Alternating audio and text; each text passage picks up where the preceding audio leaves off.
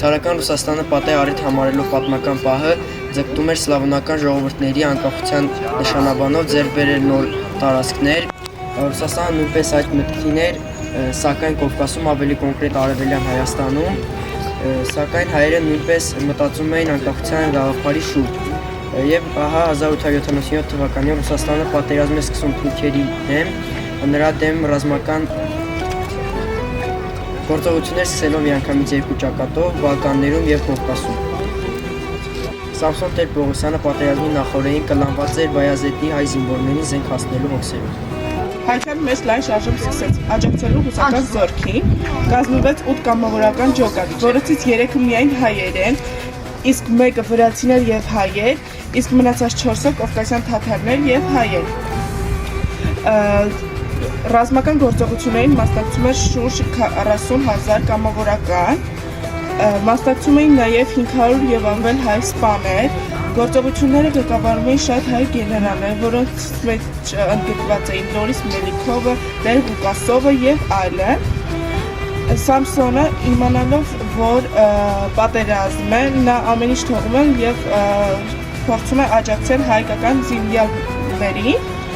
Պատերազմի 4-րդ օրը ապրիլի 27-ին նրանք գրավում են Բայազեթը եւ առաջ են շարժվում։ Տեր Ղուկասովը մտածելով, որ թշնամին էլ չի հարձակվի Բայազեթի վրա, նա այնտեղ թողնում է 1650 զինվորներ, ռուս եւ հայ զինվորներ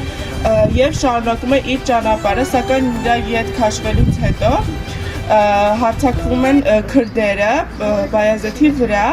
եւ նրանք սկսում են պաշարել Բերդը, սակայն այդ զինյալները ամեն կերպ փորձում են պայքարել, որպեսզի չպաշարվի Բերդը եւ հասկանալով, որ ուժերը անհավասար են, նրանք մտնում են Բերդ, որպեսզի Բերդի մարդիկ չտուժեն։ Նրանք մեկ ամիս շարունակ պայքարում են թշնամու զինյալների դեմ, արդեն վերջանում էր ուտելիքը, ջուրը եւ ուտելիքը, սակայն նրանք չէին հանձնվում, ուղարկում էին եւ քանի որ ջուր կար Բերդի ծայկով, նրանք մարդիկ էին ուղարկում, որպեսզի ջուր բերեն, սակայն ով գնում էր, էլ ետ չէր վերադառնում, քանի որ սպանում էին թշնամու զինյալները եւ Տեր Ղուկասովին փորձում էին նամակ հասցնել, որ այստեղ պատերազմը դեռ շարունակվում է, Բայազեթը պաշարում են, սակայն ով գնում էր, որպեսզի Տեր Ղուկասովին հասցրել նամակ, նա նույնպես ետ չէր վերադառնում, սպանվում էին եւ երբ Բերդի պետը մոտենում է եւ ասում է մեր զինյալները, ովքեր գնացել էին Տեր Ղուկասովին հասցնելու նամակ, եւս սպանվել են, ով կլինի այն մեկը, ով նորից կհասցնի նամակ Տեր Ղուկասովին, ամբողջը լռում է, իսկ մի քանի րոպե հետո Սամսոնը բղավում է, ասելով, որ ես կկատարեմ այդ պարտքը եւ կտանեմ կհասցնեմ նամակը, եւ քանի որ նա գիտեր լավ քրդերեն եւ թուրքերեն, նա հագնելով քրդի շորեր գիշերով պարարանի միջոցով իջնում է Բերդի պատերից, շները հասկանալով, որ Բերդից մարդ է դուրս եկել, սկսում են հաչան, որը դառնում է պատճառ, որ թշնամի սկսի կրակել, նա հասկանալով, որ կարող է բռնվել, ձորի ցած է իրեն նետում եւ ընկնում իր ջրափոսի մեջ, որտեղ կոտրում է իր ոտքը, դա էլ հետագայում դառնում է իր մահվան պատճառը։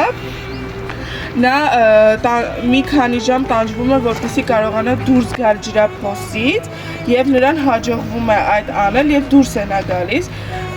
եւ սակայն երբ դուրս է գալիս տեսնում է թշնամու զինվորներին, ովքեր նրա մոտով անցնելուց են լինում, նա այդ կեղտոտ ջրափոսից մի բուր ջուր է վերցնում եւ քսում նրա դեմքին, ասելով, որ ինչ պետք է լինի, թող լինի հիմա, սակայն նա չի բռնվում այդտեղ եւ փորձում է խնդություններ անել, ամբողջ օրը նա պարում է զինվորների համար եւ նրա դիմաց սև կոպեկներ է շախ տալիս, սակայն նա չբռնվելու համար ասում է, որ ինձ գումար պետք չէ, ինձ մի կտոր հաց տվեք, ես սոված եմ։ Այսպիսի հնարքներով դուրս է գալիս շրջապատվանողակից եւ հասնում տեր Ղուկասովի Երանյան զորաճոկատին, ներկայանում գեներալին,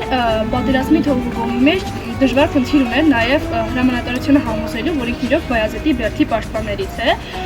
սակայն Սամսոն Տեր-Պողոսյանը հաջողությամբ լուծում է այդ խնդիրը։ Պատերազմից հետո Սամսոն Տեր-Պողոսյանը ռուսական բանակում անցնում է սպայի կոչում ստանալուց հետո անցնում է ծառայության, որից հետո 1903-1906 թվականներին վարում է Վայոց ձորում, ստանձնում է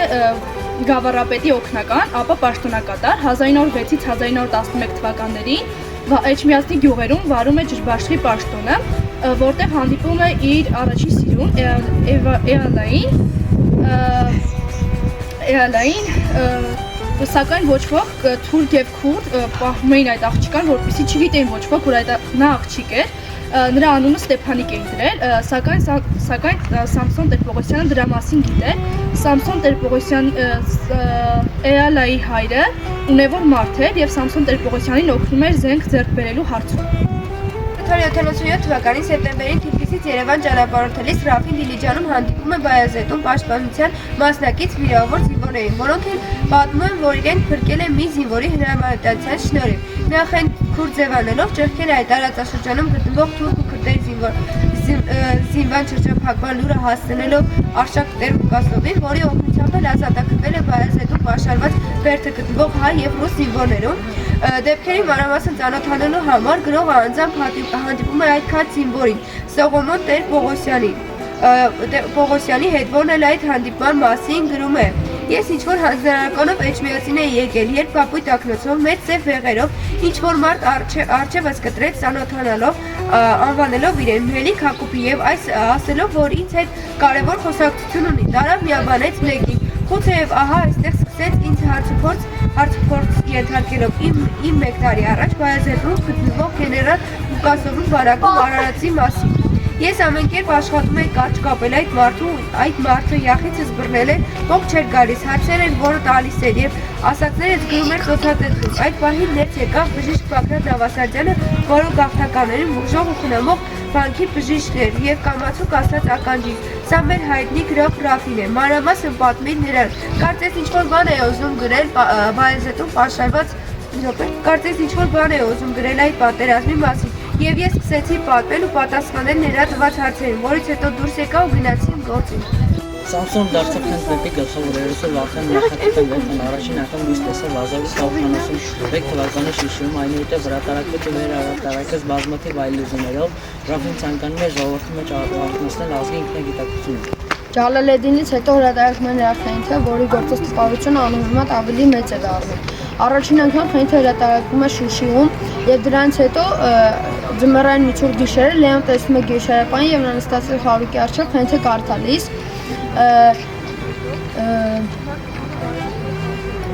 Առաջին ներգործությունն արավ տպանի գրաշերի վրա եւ ուզում էր թողնել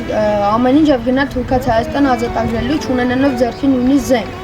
Երիտասարդությունը վարակված էր մի ամուր տենդով եւ ամեն մեկն ուզում էր դառնալ խենթերոսներից, ամեն մեկն ուզում էր դառնալ Վարդանը եւ Դուդուկչյանը։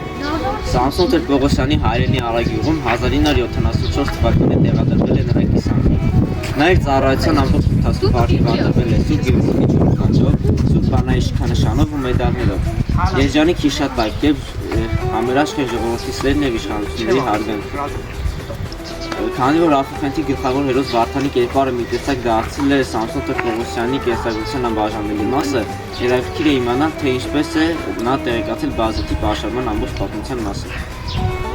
Այս թեման արտացվել է Ալֆախենթում, Պիկուլի պատմավեպում, ինչպես նաև վերջերս նկարահանված Բայազետ կինոնկարում, սակայն այնտեղ Սամսոն Տեր-Պողոսյանը ներկայացված էր որպես ռուս։